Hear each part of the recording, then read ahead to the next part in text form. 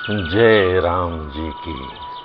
श्री वाल्मीकि रामायण युद्धकांड 93वां सर्ग।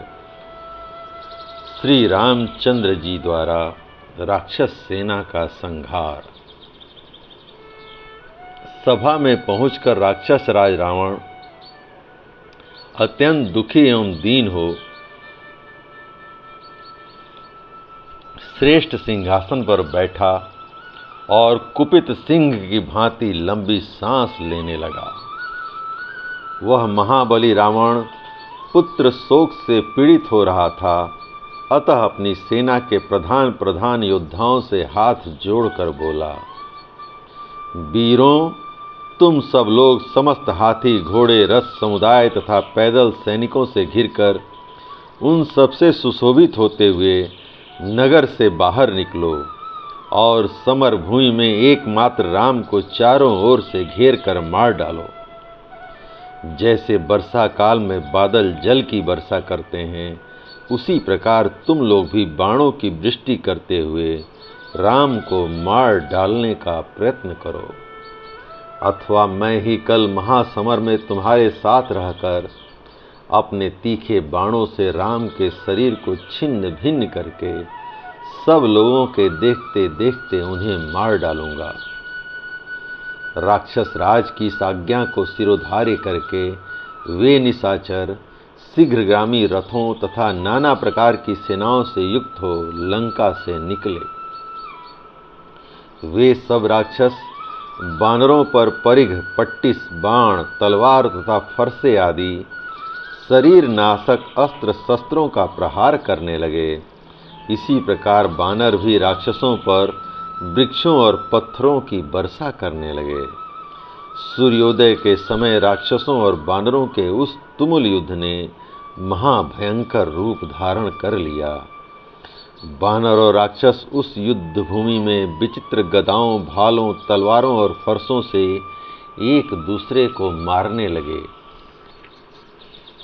इस प्रकार युद्ध छिड़ जाने पर जो बहुत बड़ी धूल राशि उड़ रही थी, वह राक्षसों और बानरों के रक्त का प्रवाह जारी होने से शांत हो गई। यह एक अद्भुत बात थी। रणभूमि में खून की कितनी ही नदियां बह चलीं, जो काष्ठ समूह की भांति शरीर समुदाय को ही बहाए लिए जाती थी। गिरे हुए हाथी और रथ उन नदियों के किनारे जान पड़ते थे। बाण मत्स्य के समान प्रतीत होते थे और ऊंचे ऊंचे ध्वज ही उनके तटवर्ती वृक्ष थे। समस्त बानर खून से लथपथ हो रहे थे। वे कूद कूद कर सम्रांगण में राक्षसों के ध्वज, कवच, रथ, घोड़े और नाना प्रकार के अस्त्र शस्त्रों का विनाश करने लगे। बानर अपने तीखे दांतों और नखों से निशाचरों के केस, कान, ललाट और नाक कुतर डालते थे। जैसे फल वाले वृक्षों की और सैकड़ों पक्षी दौड़े जाते हैं, उसी प्रकार एक एक राक्षस पर 100-100 बानर टूट पड़े। उस समय पर्वताकार राक्षस भी भारी गदाओं, भालों, तलवारों और फरसों से भयंकर बानरों को मारने लगे। राक्षसों द्वारा मारी जाती हुई बानरों की वह विशाल सेना शरणागत वत्सल दशरथ नंदन भगवान श्री राम की शरण में गई। तब बल विक्रमशाली महातेजस्वी श्री राम ने धनुष ले राक्षसों की सेना में प्रवेश करके बाणों की वर्षा आरंभ कर दी।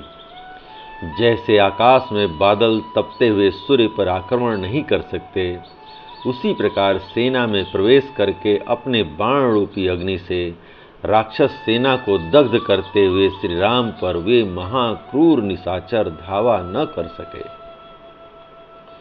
निशाचर रणभूमि में श्री रामचंद्र जी के द्वारा किए गए अत्यंत घोर एवं दुष्कर कर्मों को ही देख पाते थे, उनके स्वरूप को नहीं। जैसे वन में चलती हुई हवा बड़े बड़े वृक्षों को हिलाती और तोड़ डालती है, तो भी वह देखने में नहीं आती, उसी प्रकार भगवान श्री राम निशाचरों की विशाल सेना को विचलित करते और कितने ही महारथियों की धज्जियां उड़ा देते थे। तो भी राक्षस उन्हें देख नहीं पाते थे। वे अपनी सेना को श्री राम के द्वारा बाणों से छिन्न भिन्न, दग्ध भग्न और पीड़ित होती हुई देखते थे, किंतु शीघ्रता पूर्वक युद्ध करने वाले श्री राम उनकी दृष्टि में नहीं आते थे। अपने शरीरों पर प्रहार करते हुए श्री रघुनाथ जी को वे उसी तरह नहीं देख पाते थे जैसे शब्द आदि विषयों के भोक्ता रूप में स्थित जीवात्मा को प्रजाएं नहीं देख पाती। ये राम हैं जो हाथियों की सेना को मार रहे हैं, वे रहे राम जो बड़े बड़े रथियों का संहार कर रहे हैं। नहीं नहीं, ये राम हैं जो अपने पैने बाणों से घोड़ों सहित पैदल सैनिकों का वध कर रहे हैं। इस प्रकार वे सब राक्षस श्री रघुनाथ जी की किंचित समानता के कारण सभी को राम समझ लेते और राम के ही भ्रम से क्रोध में भरकर आपस में एक दूसरे को मारने लगते। श्री रामचंद्र जी राक्षस सेना को दग्ध कर रहे थे, तो भी वे राक्षस उन्हें देख नहीं सके। महात्मा श्री राम ने राक्षसों को गंधर्व नामक दिव्य अस्त्र से मोहित कर दिया था। अतः वे राक्षस रणभूमि में कभी तो हजारों राम देखते, कभी उन्हें एक महासमर में एक भी राम का दर्शन नहीं होता था। वे महात्मा श्री राम के धनुष की सुनहरी कोट, नोक या कोण भाग को अलात चक्र की भांति घूमते देखते थे, किंतु साक्षात श्री रघुनाथ जी को नहीं देख पाते थे। युद्ध स्थल में राक्षसों का संहार करते हुए श्री रामचंद्र जी साक्षात चक्र के समान जान पड़ते थे। शरीर का मध्य भाग अर्थात नाभि उस चक्र की नाभि थी, बल ही उससे प्रकट होने वाली ज्वाला थी, बाण ही उसके अरे थे, धनुष ही नेमि का स्थान ग्रहण किए हुई थी। धनुष की टंकार और तल ध्वनि यही दोनों उस चक्र की घरघराहट थी।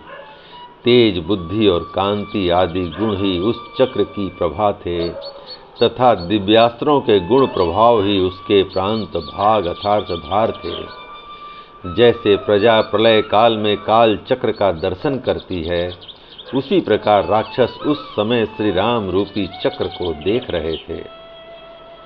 श्री राम ने अकेले दिन के 8वें भाग में ही आग की ज्वाला के समान तेजस्वी बाणों द्वारा इच्छानुसार रूप धारण करने वाले राक्षसों के वायु के समान वेगशाली 10,000 रथों की, 18,000 वेगवान हाथियों की, 14,000 सवारों सहित घोड़ों की तथा पूरे 2 लाख पैदल निशाचरों की सेना का संहार कर डाला। जब घोड़े और रथ नष्ट हो गए तथा ध्वजा तोड़ फोड़ डाली गई, तब मरने से बचे हुए निशाचर शांत हो लंकापुरी में भाग गए। मारे गए हाथियों, घोड़ों और पैदल सैनिकों की लाशों से भरी हुई वह रणभूमि कुपित हुए महात्मा रुद्रदेव की क्रीड़ा भूमि सी प्रतीत होती थी। तदंतर देवता, गंधर्व, सिद्ध और महर्षियों ने साधुवाद देकर भगवान श्री राम के इस कार्य की प्रशंसा की।